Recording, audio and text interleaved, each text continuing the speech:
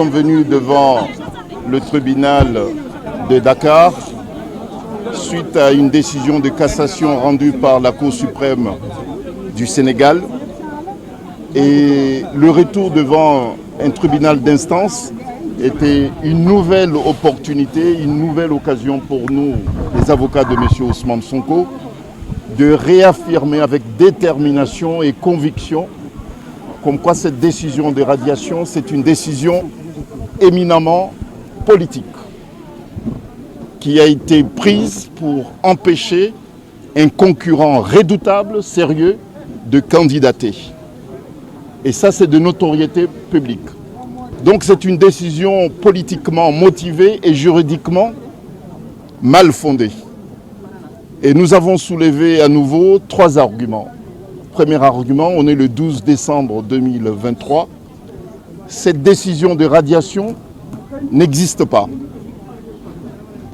Elle n'existe pas du tout. Il n'y a aucune autorité qui a pris une décision, comme le stipule le texte en vigueur au Sénégal, qui motive cette radiation. Ça, c'est un premier point. Et puis, cette décision, jusqu'à maintenant, ne lui a pas été notifiée. Il y a une huissier de justice qui s'est baladée un peu partout, soi-disant pour chercher M. Ousmane Sonko, alors que tout le monde sait que Ousmane Sonko se trouve à la maison d'arrêt.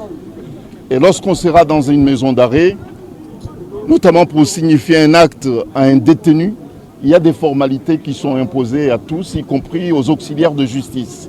Et ces formalités n'ont pas été suivies, n'ont pas été respectées. Pour nuire à un citoyen sénégalais.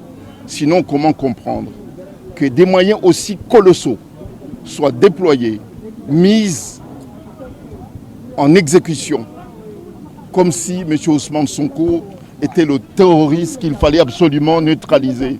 Il s'agit d'une élection, il s'agit d'un contentieux d'inscription d'un citoyen sur une liste électorale devant un tribunal d'instance. Ça ne demande pas autant de moyens pour l'État. En quoi la présence de M. Ousmane Sonko sur une liste électorale est préjudiciable pour l'État du Sénégal au point de mobiliser autant de moyens de défense contre M. Ousmane Sonko. Je peux comprendre, et c'est tout à fait normal que M. Ousmane Sonko se débatte, déploie autant de moyens pour défendre ses droits en tant que citoyen. Mais bon, où est le préjudice subi par l'État du Sénégal? Aucun préjudice. Bon, donc, tout le monde a compris. Bon, nous sommes, franchement, nous sommes très confiants, puisque nous sommes des juristes. Nous avons des moyens juridiques pour défendre les intérêts de notre client. Il y a des considérations politiques qui échappent à notre ressort. Ce n'est pas de notre domaine. Bon, il y a certains qui parlent de calendrier, c'est vrai. Mais nous, on ne peut pas se prononcer là-dessus puisque ce n'est pas de notre ressort.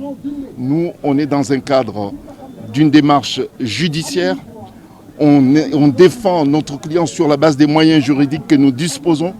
Et puis les autres considérations politiques échappent complètement à nos moyens. Ça, c'est du ressort des hommes politiques qui sont engagés dans ce processus électoral. Mais maintenant, vous gardez espoir quand l'affaire va atterrir